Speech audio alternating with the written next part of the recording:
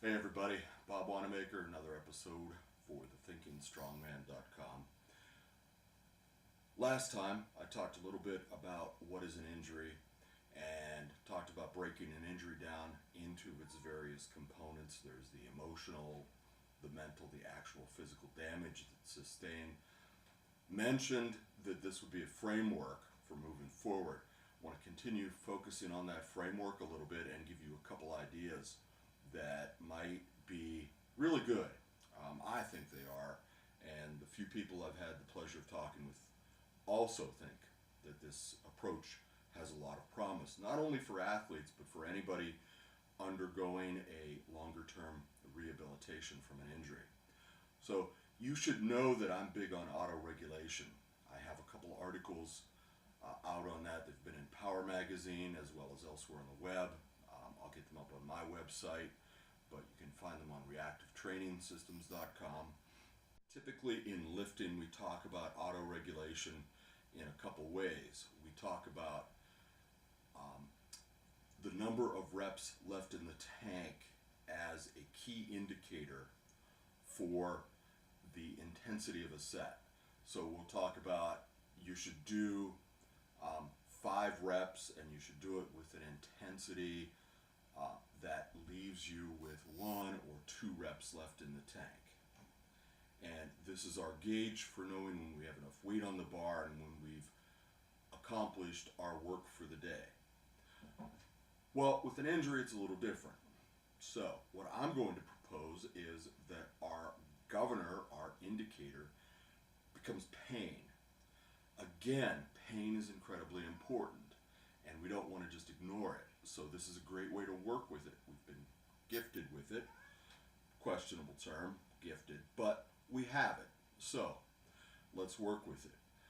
What I'm going to suggest is that when you have an injury at week 1 or week 0, whenever you start your rehab program, whatever you want to call that, you develop an RPE scale, a rating of perceived exertion scale.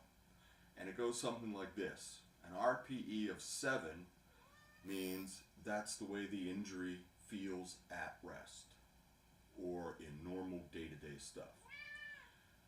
An RPE of 8 might mean that you feel pressure in the injured area. It might mean you're picking up some sensation of pain starting.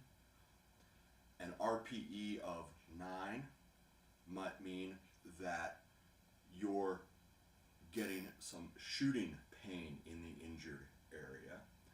And an RPE of 10 might mean that you're getting an unbearable amount of pain.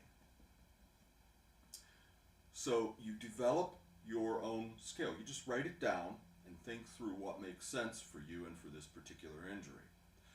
Then you start doing your rehab. And I'm not suggesting you ever do rehab without a physical therapist involved. Hopefully you find a physical therapist who will work with you. But let's say that you have a torn hamstring, and let's say you're doing some band curls. And let's say that you're doing, a light band, and you're just doing reps. And let's say that during week 1, you don't want to exceed an 8 RPE because that injury is fresh. You don't want to strain the area. You just want to get that area moving, get the blood flowing, make sure you're not developing too much scar tissue, ensure that there's going to be future mobility. So you cap the effort at an 8. The pain level gets capped at that. I'm just starting to feel more pain level. Well, so you note in your injury log that I was able to do, 2 sets of 37 reps before I hit an RPE of 8. Then the next week or the next day, whenever your next session is, you maybe get 40 reps at an RPE of 8. So you've made progress, and more importantly, you see that you've made progress, you've logged progress.